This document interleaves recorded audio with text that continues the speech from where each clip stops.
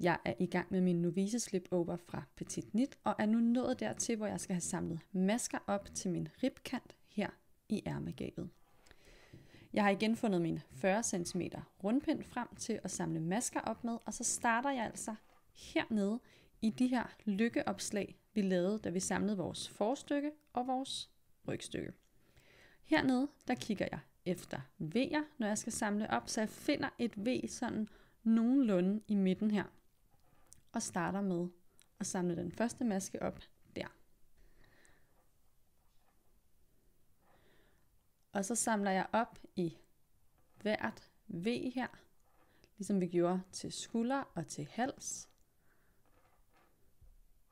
Når jeg så når til den her overgang her til rygstykke eller til vores forstykke, alt efter hvilket ærmegab vi sidder med, så stopper jeg lige op igen her og vurderer, hvad for en række masker jeg skal samle op i nu. Og jeg vil gerne samle op i den række, der ligger her, så jeg går ind midt i masken og samler en maske op.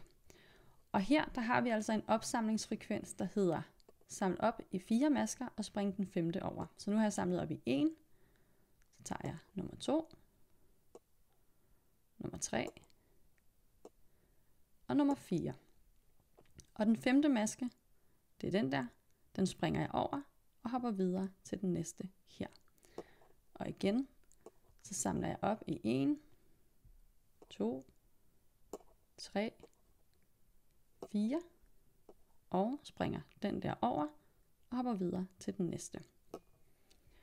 Og når jeg så er nået rundt, så skal jeg jo igen have talt mine masker og se, om jeg har det rigtige antal. Og hvis jeg ikke har det, så er det altså, at man går ind og justerer lidt på den her opsamlingsfrekvens, sådan så at man kan ende på det rigtige antal masker.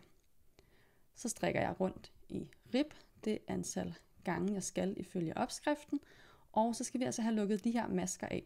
Og på kroppen, der vil jeg gerne have, at de var lukket lidt løst af, men her på ribben i mit ærmegab, der vil jeg gerne lukke dem stramt af, og det skal jeg nok vise, hvordan jeg gør, når jeg lige har strikket rundt her. Så blev jeg færdig med min rib her i ærmegabet, og mangler nu bare at lukke den af.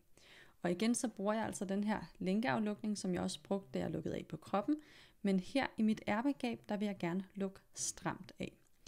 Så på kroppen, der sørgede jeg hele tiden for at give min maske sådan lidt luft, så den var trukket sådan lidt lang. Det gør jeg altså ikke her.